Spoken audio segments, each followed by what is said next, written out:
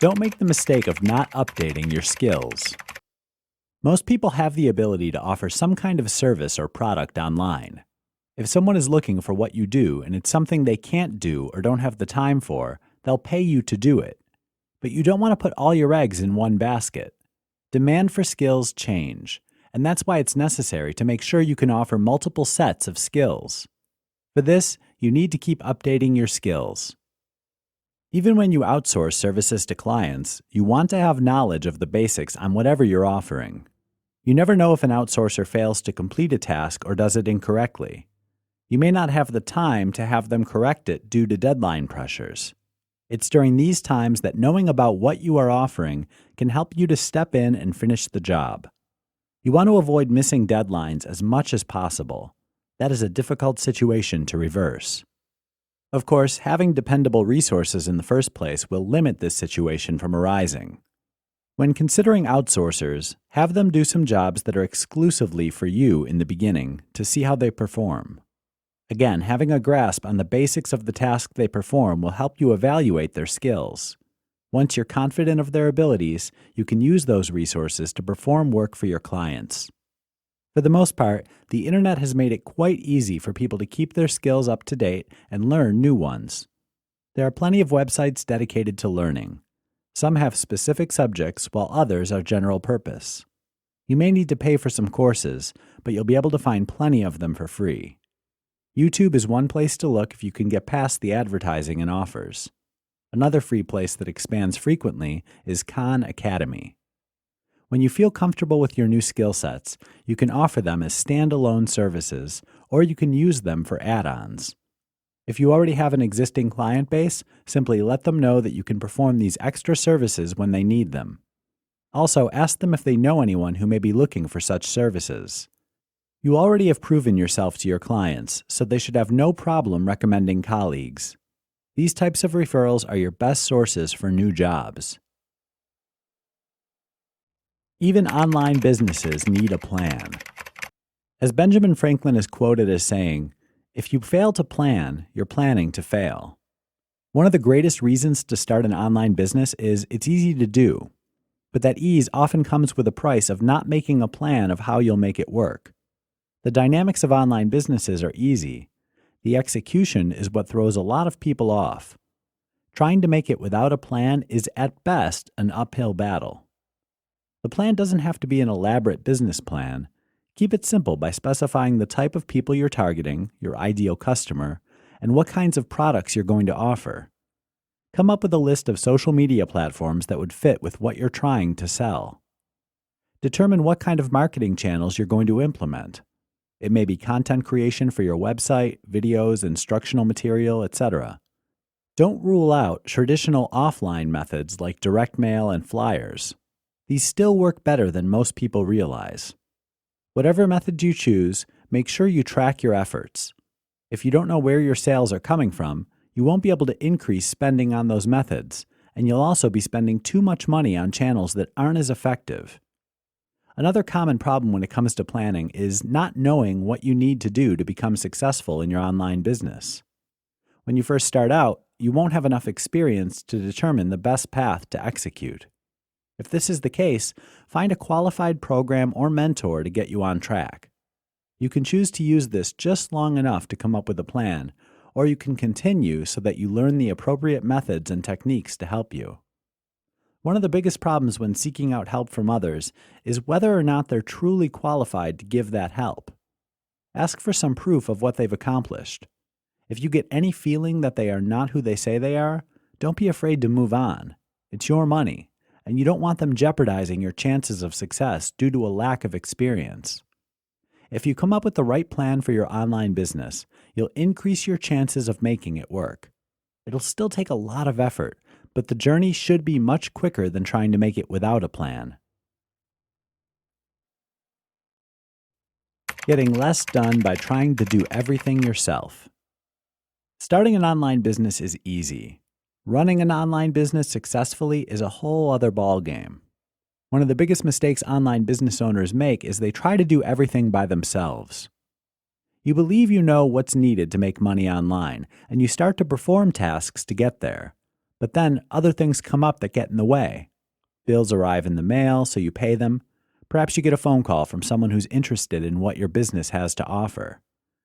You spend an hour with this prospect, they decide to hire you. They ask for contracts and other documentation. Before you know it, your day's finished. The next day, you're excited to get started on work for this new client and decide you also need more clients. You do some prospecting online, send out some emails. You get a few nibbles from prospects asking for more information. You have to do some research to answer their questions. By the time you're done, your day's half over, and you haven't done anything for the new client. As you can see, running an online business often entails much more than you signed up for. You'll continually find it difficult to manage actual work with prospecting. Something has to give. Either you spend the majority of your time with prospecting, or you spend it working for your clients. You need to offload whatever you decide not to do to someone else. If you have enough work to justify hiring someone, then by all means go ahead and do so. Of course, this means you may have to deal with payroll and offering benefits, etc. An alternative would be to outsource, so you don't need to pay those benefits. Another great benefit to outsourcing is when you find someone that doesn't work out as intended, you can choose someone else. The break is much cleaner than hiring an actual employee. Many people are reluctant to hire or outsource due to the costs. However, you can look at these extra resources as helping your business get to where you want it much sooner than doing it all on your own. They offer leverage of doing the tasks that you don't have the time for, and they can do them at the same time you're doing your tasks. The biggest drawback is now you have to manage other people. How debt can drain your online business. It's exciting to start a new business. However, it requires the right amount of capital. Even online businesses are going to require some spending to get the word out or to create products, etc. Many business owners turn to debt to obtain that needed capital. Online businesses often suffer from not having assets attractive to lenders. The lenders refuse business loans because they cannot recoup the losses. Therefore, they tend to hit up credit cards to finance their business capital. The high interest rates can truly weigh down your ability to manage your business. When you run up heavy credit card debt, you can expect to pay several hundred and even thousands per month on just servicing the debt. The problem is that you may not yet be cash flow positive to offset that debt. Also, remember, any interest tacked on is doing nothing to help your business make any money. It's simply money that's going to the credit card companies. That's assuming you even have enough to pay them. Contrast this with someone who starts an online business with a fair amount of capital right at the start. Any money spent can go towards growing the business, all things being equal. This doesn't mean they'll spend on the right things, but the same can be said for the person using credit cards. Another way to avoid overextending yourself is to obtain crowdfunding capital. Crowdfunding is a relatively new financial product that helps people raise money via the internet. It uses services like Indiegogo.com or Kickstarter.com to present a campaign for funds. People visit these sites and pledge money to the campaigns. There are many of these types of services, and they all have similar ways in which they operate, although differences will obviously exist among them. The great feature of this type of funding is it doesn't need to be paid back. The downside is that the popularity of these sites has made it more competitive to obtain the funds. The best option is to find a business model where you can earn money while putting up little to no capital. When you do earn, you can use those funds to grow the business to a higher level. When this happens, you won't have the heavy debt burden taking away most or all of your gains. In this way, you'll truly be working for yourself instead of your debtors. How not to handle bad press. Your business is going along at a great clip. Then, out of the blue, someone leaves you a bad review on sites like Yelp.com. You try to think back to all the customers you dealt with to recall any bad experiences, and nothing comes to mind. With an online business, it can be difficult to know when someone's not happy. No matter what the cause, there are some tips on what not to do when it happens to your business. First, don't strike back at the person leaving negative comments. It makes you look petty, and other customers and potential customers may see the encounter. It's actually better to ignore it than it is to confront them head-on. An even better approach is to try and reach out to the naysayers and ask what it is they didn't like or had trouble with. If you can, offer them a discount on their next purchase. If they're unhappy with any purchase, try offering a refund. When you take this approach, complaining customers may reverse their negative reviews. Another thing you should avoid is pumping up the review site with false positive reviews. Not only is this an artificial means to handle the situation, but it can also get you into trouble with the law. In some countries, for instance in the United States, the Federal Trade Commission has made it known it is cracking down on this type of practice. There are reputation management companies who claim they can turn around any bad reviews or press. If you decide to use such companies, make sure you understand their methods and agree with them. If they're not on the level with their methods, they can make the situation worse. Oddly enough, there is some bad press that can bring in more potential customers, especially when they realize that your company wasn't doing anything wrong. People who have never heard of your business before may see the reviews or stories about your business and decide to visit your website to see what it's all about. Unless whatever was reported about your company is truly heinous, time should heal the situation. People easily forget. This is especially true if they like what your company has to offer. While you will lose some customers here or there, many will eventually return.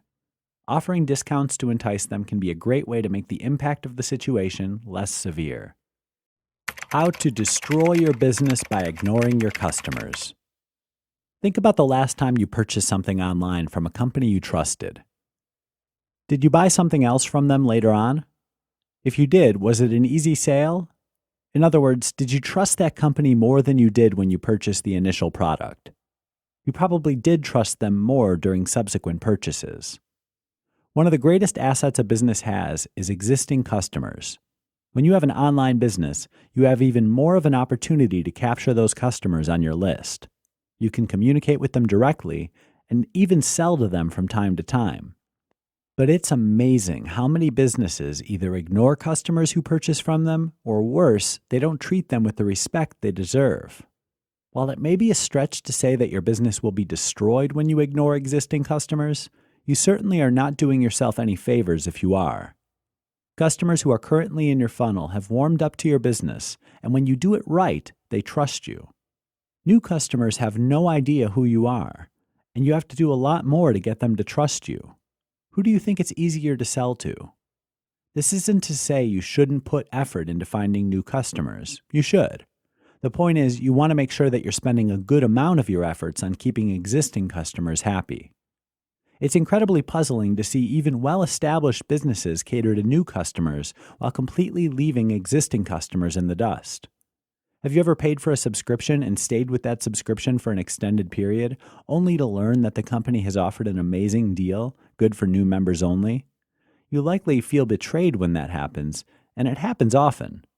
You may have even unsubscribed when it happens.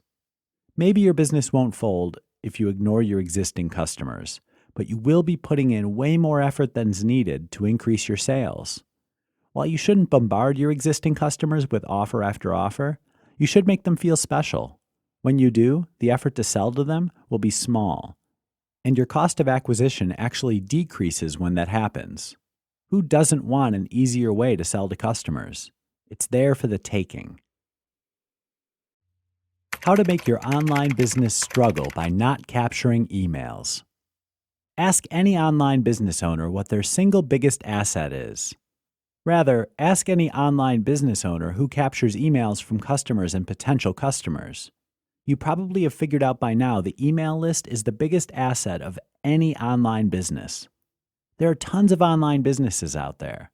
Amazingly, many of them don't capture emails of visitors and customers. Either they don't know how to do it, or they don't know that they should. Some businesses don't believe in it.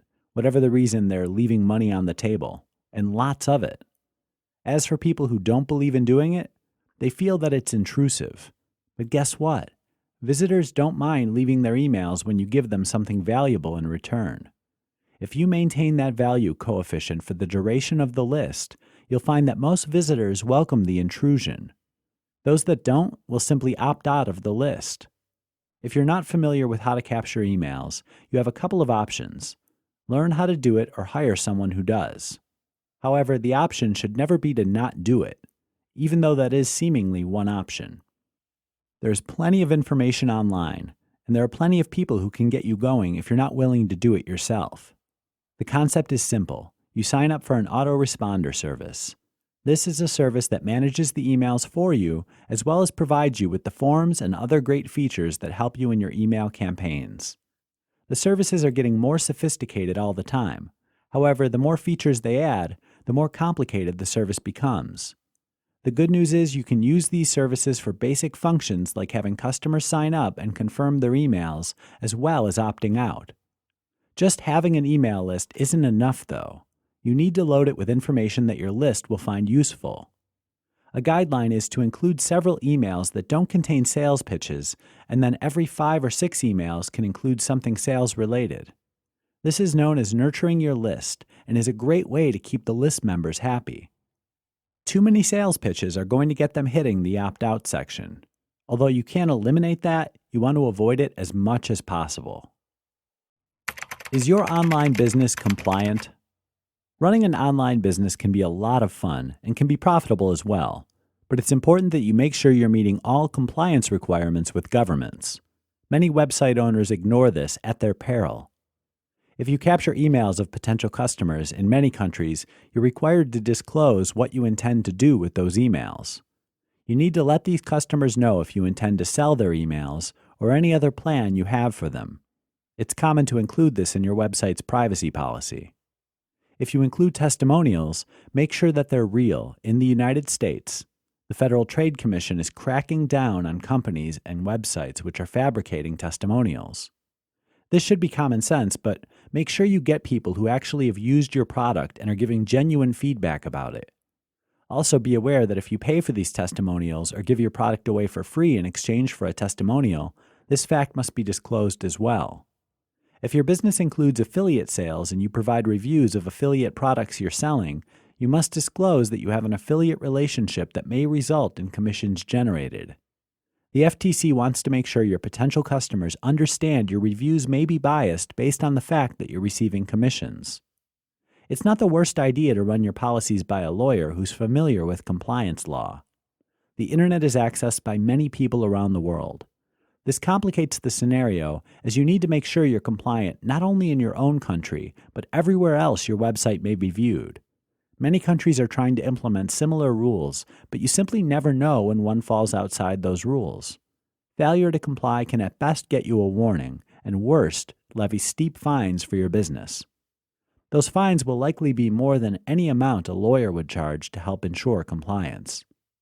Of course, there are plenty of tricksters and charlatans who will use scare tactics to try and get you to purchase products and services that'll help keep you compliant. If you have a budget for this, you'll be better served to pay a lawyer as the solution will be specific to your business. Don't leave it to chance. You may put your business at risk if you do. Learn from your online business mistakes. Everyone makes mistakes. It's part of being human. The biggest failure when you do make mistakes is not to learn from them. Some people get so overwhelmed from their mistakes that it paralyzes them. Instead, use those mistakes as a basis to not repeat them will help your business grow. Having said this, you should try to avoid mistakes whenever you can, especially if you've made them in the past.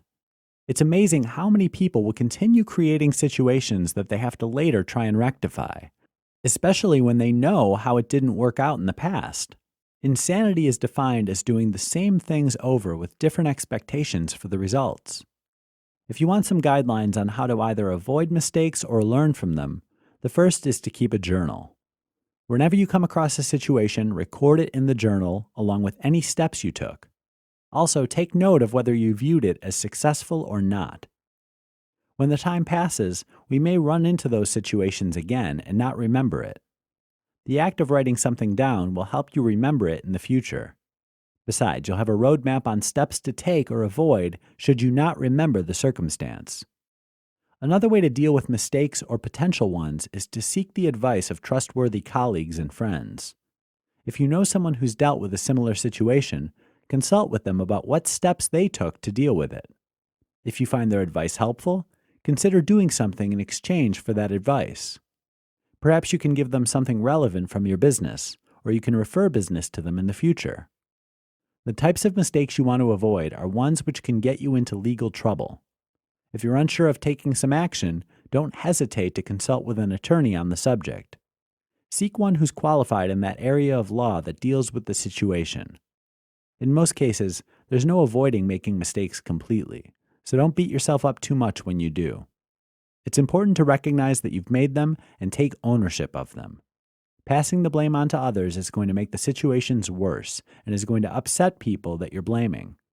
Owning up to your mistakes will keep the integrity of your business intact and will help you to sleep better at night.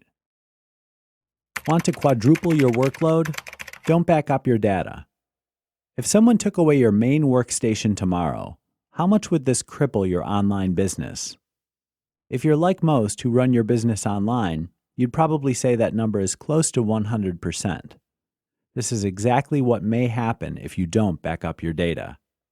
It's incredibly easy and cheap to perform backups these days. You can even do it online using cloud-based services. They can even be done automatically, too. Many businesses ignore doing it, often with dire consequences. If you transact most of your business online, it means that you're using your computer for a good portion of your business tasks. You probably rely on emails for your contact database, and you save a fair amount of information on your local drive. Maybe you have some of your information stored on some cloud-based device, but you still keep a fair amount locally. Even if a large portion of your data is stored on the cloud, you shouldn't rely on the service that you're using completely. There have been plenty of instances of failures with those cloud services which can leave your business vulnerable.